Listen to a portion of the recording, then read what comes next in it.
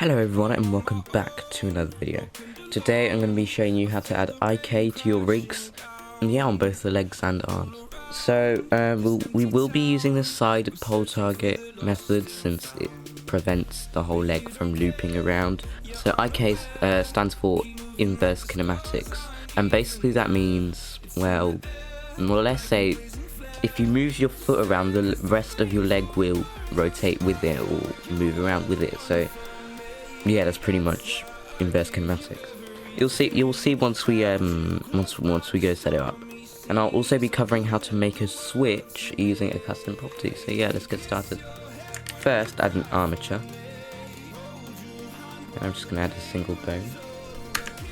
And what I'm gonna do is I'm just gonna go into the y-axis, move this up a bit. I'm gonna extrude down again, and extrude down finally. Okay, so this is going to be our foot, and this is going to be our settings icon. So, well, not settings icon, but our switch. So let me just go and press Alt P. Actually, no. Okay, yeah, we can just move that up. So this is our settings bone. So let's just call it settings. And for this is our upper leg. So just name that. Lower leg and foot. If you're going to be symmetrizing your rig, then you might want to add .L or .R to the end of it. And now let's start adding the target and the pole for the IK. However, first we need to go and move this joint forward a bit. So for our target, just go right here to this joint and extrude down right here. Now actually make it longer just so we can know which one it is which, and we'll just call this target. If you've already done the bends for your character rig, you might need to do them again. And we need to add our pole target, so right here in the y-axis I'm just going to extrude from that same joint, press Alt P to clear the parent, move it back here, and make sure you press N and make sure the roll is 0. And I'll do the same for the target. And for the target, make sure that also doesn't have a parent. This is that we can actually move around the bone. Like this and like this. So there we go, we got this working forward kinematics leg, as you can see. So yeah, let's set up IK. So right here on this bone, we're going to be going to the bone constraints and add inverse kinematics. Make sure the target is the armature and the bone is going to be our target. I forgot to name this one. This is our pole target. And right here, we're going to select the armature for the pole target and make sure that's the pole target. By the way, I've set the chain length to 2, which is specifically for Roblox characters. However, if you set up your bones differently, such as like there's 2 other bones in front here, and then your lower torso or hip, then you will probably need to set that to 3.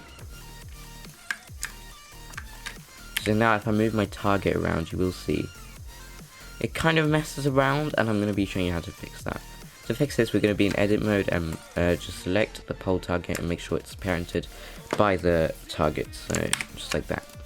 And just press Ctrl P and keep offset. So now if we move around the target, you will see there's no more sort of weird looping. And now you may be wondering how to add fancy feet. So all you need to do is just select your foot bone. Make sure to go to the bone constraints and go to the copy rotation. Select the armature as a target and the bone as, well, the target, the IK target. And don't change any of these settings. You might need to actually if there's a problem, so you might need to change these to local space or any of these. Just play around and see what works. And now we do have fancy feet, so that's pretty cool. Okay, now let's talk about limiting the rotation of the leg. I do this specifically for my Roblox rigs. So to do this, we're going to be going to the bone tab on the lower leg and going to inverse kinematics and make sure limit X is on -90 and maximum is 0. You may actually need to do this the other way round, or limit Y or Z, depending on the way you build the rig. And now you will see it doesn't go past 90. So yeah, let's add our switch now. So for our switch, we're going to go to our settings bone and make sure to add a new custom property. I'm going to add 2 for fancy feet and IK. So name this one whatever you want. I'm just going to call it IK. We can add a description like toggles IK for the leg. Okay. By the way, the custom property will not make changes if you don't press OK. And for this one, I'm just going to call it fancy feet. And for the description, I'm just going to put toggles fancy feet.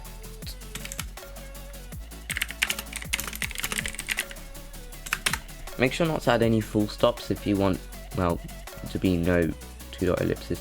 Because for some reason, when you hover over here, there will be already a full stop, so don't add another one. So right here, we've got our 2 properties, our 2 switches. So let's set them up. So for IK, first we're going to go right here.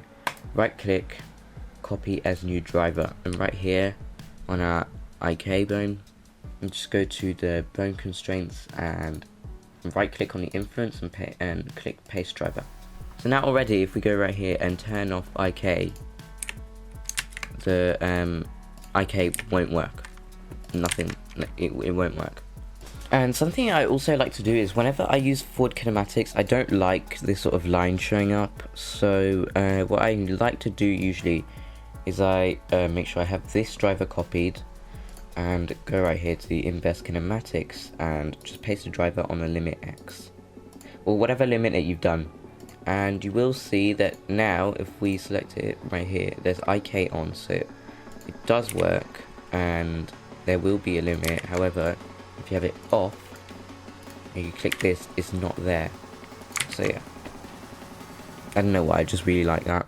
And I'll also show you how to make the IK switch hide bones. So right here, just gonna again copy this as a new driver if you haven't already, and select our bones that we don't want here when we have IK on. So this should be really upper leg, lower leg. Still, I'm just gonna go right here in the bone properties, go to viewport display and paste the driver into hide. Same for here, and yeah, and right here we're gonna add an if statement for these. So make sure on our target we've got the same bone properties, same height thing right here in the viewport display. Paste the driver and go and edit it before you deselect another object, otherwise you can undo the action. Right here, make sure the type is a scripted expression, and right here just put 0 if IK equals 1 else 1.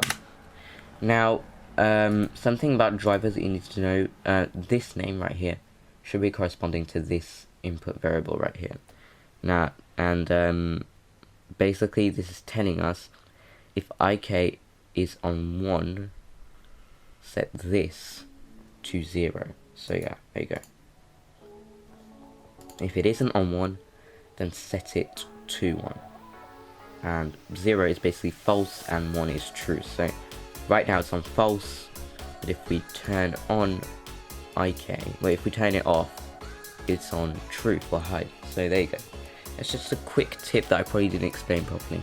And copy this driver from the target to the pole target, and there we go, we've got IK fully set up. Now you may be wondering how on earth you're going to be able to see the bones. If you've gone and weighted a character, then you should be fine.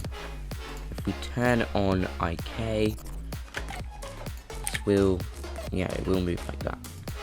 And a foot, it doesn't look good because I haven't really added like a real fancy feet thing. I just did a weight paint thing, but you know, you guys can work harder on that than me. Finally, our fancy feet switch.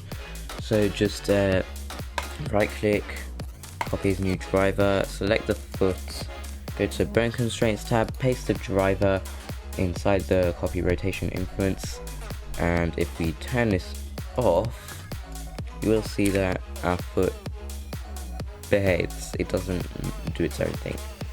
Thank you guys for watching this video. I hope you enjoyed this slightly complicated tutorial. So I should just get this tutorial out of the way because I remember I used to have a lot of trouble with just rigging IK in general. You know, the like the smart Mario rig, that didn't go well. That was my first, that was, I think, one of my first attempts at IK. So, you know, by the way, the pole target, if you move it around, it rotates the legs. So that's just something I didn't cover, but yeah. Thank you for watching, and I'll see you next time. Bye.